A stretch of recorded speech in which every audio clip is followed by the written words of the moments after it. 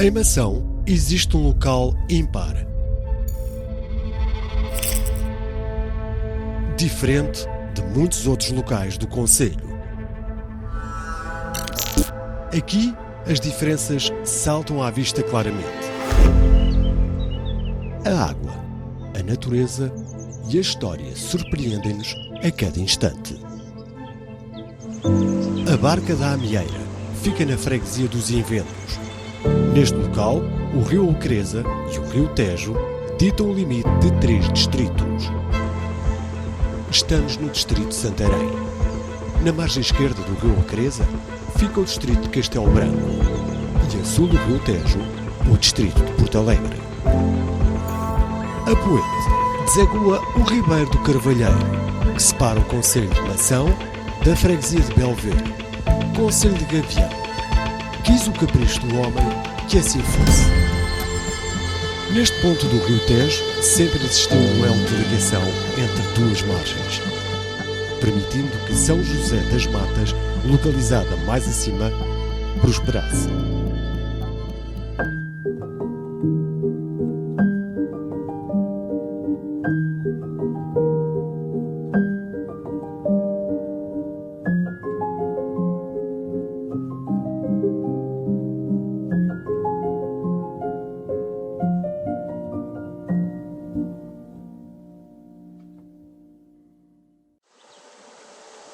Desde tempos remotos que este local serviu para antigos povos aqui atravessarem o rio, mesmo antes de ter ganho o nome de Barca da Amieira. Por aqui passava uma via romana que provinha da Augusta Emérita. Depois de passar na Amieira do Tejo, seguiria até Cardigos, em direção aos Colos e à ponte dos Três Concelhos, cruzando assim a Ribeira da Isna, a caminho de Conímbriga.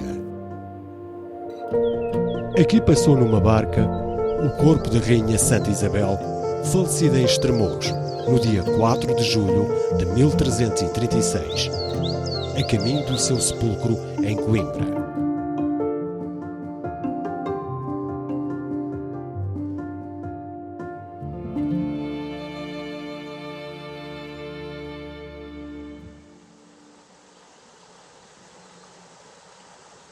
O rio Tejo foi durante muitos séculos uma importante via de comunicação e de comércio.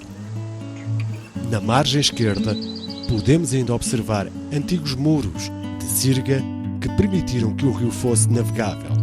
Estes muros foram construídos para ajudar os barcos a subir o rio até ao porto do Tejo em Vila Velha de Ródão, facilitando desta forma o comércio.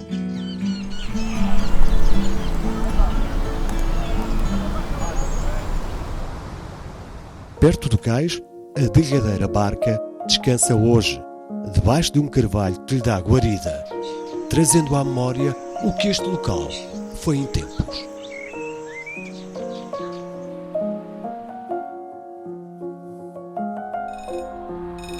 Em 1891, com a chegada dos caminhos de ferro, toda esta via fluvial, em tempos vital para atravessar o país, caiu em desuso. Próximo da estação, existem ruínas do que foram antigas fábricas e armazéns de negócios, outrora prósperos.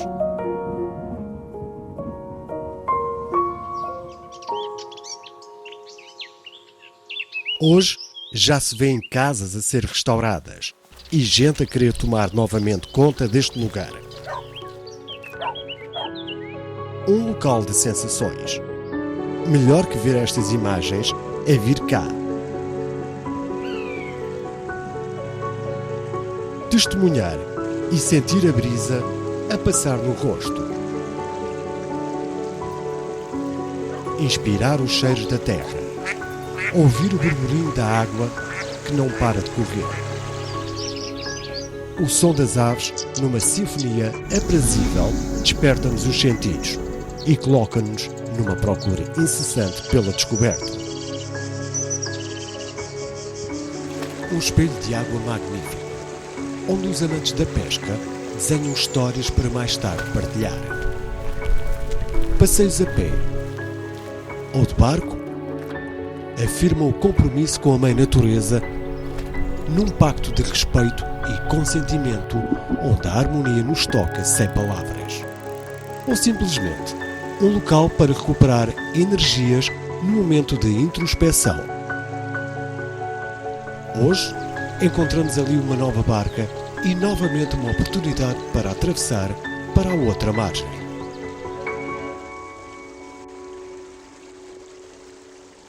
Caminhos outrora trilhados podem hoje ser recuperados.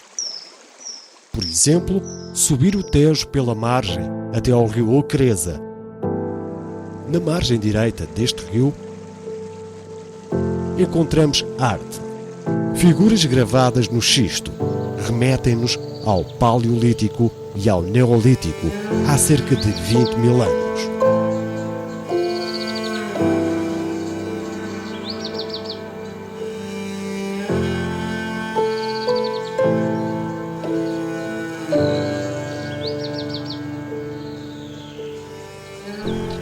Mas o que significam estas gravuras? Conseguem imaginar este misterioso vale há milhares de anos atrás?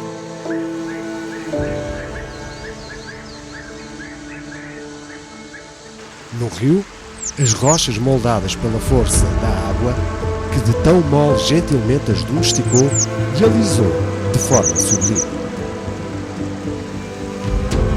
Nos dias de hoje, o homem abandonou estas terras, tornando-as agrestes.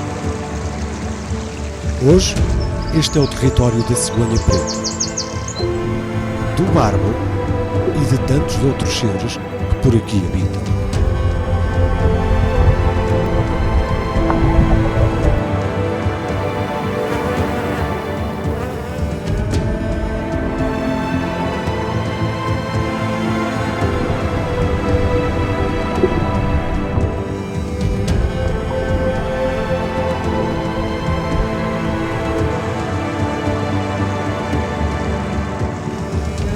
Aqui perto encontramos mais um local intrigante.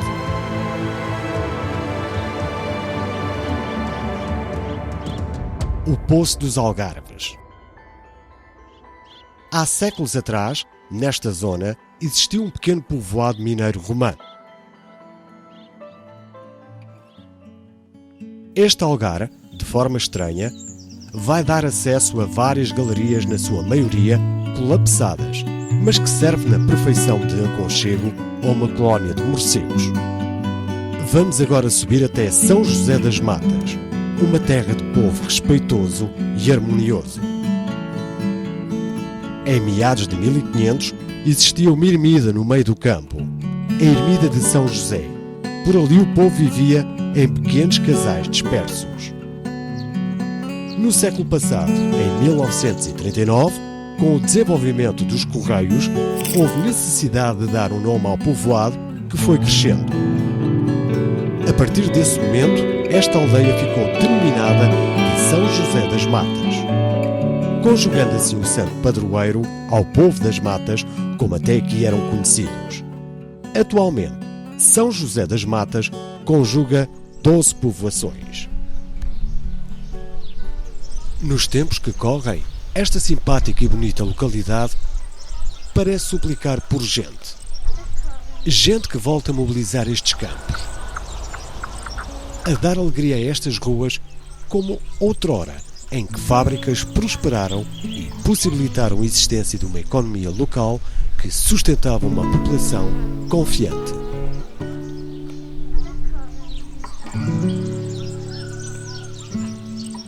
Em meados do século passado, São José das Matas era uma das aldeias mais prósperas do concelho.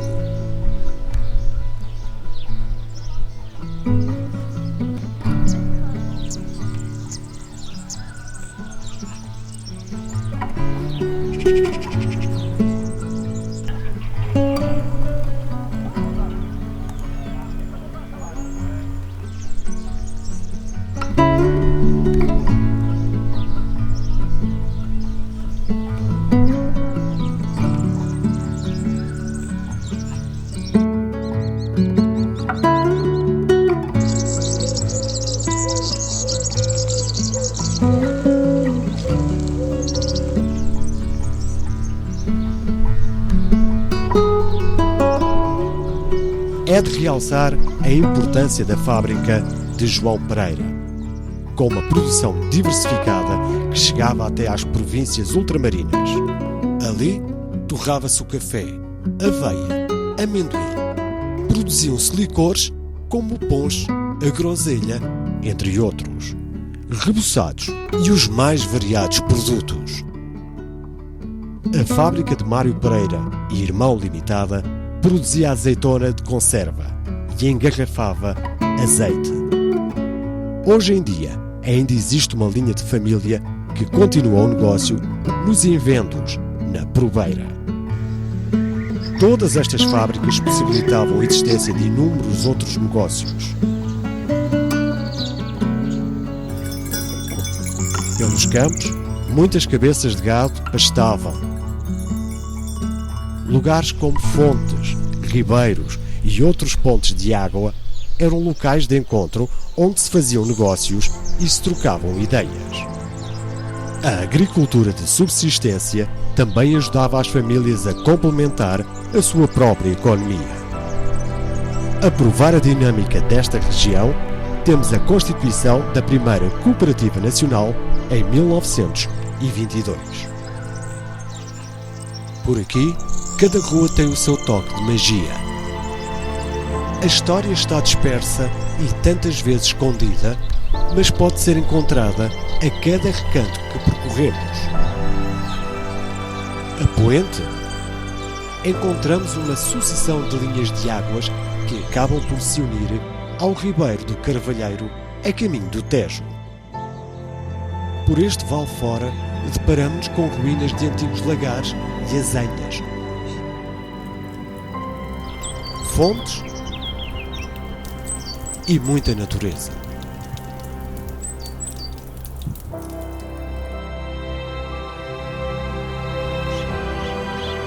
A lua já espreita no céu.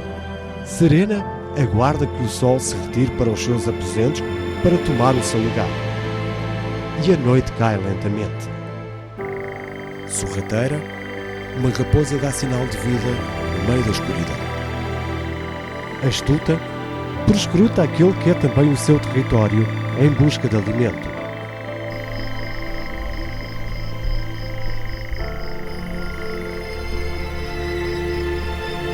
Espaço, distante, um turbilhão de milhões e milhões de estrelas fazem-nos sonhar acordados, como se o sono nunca nos tivesse tocado.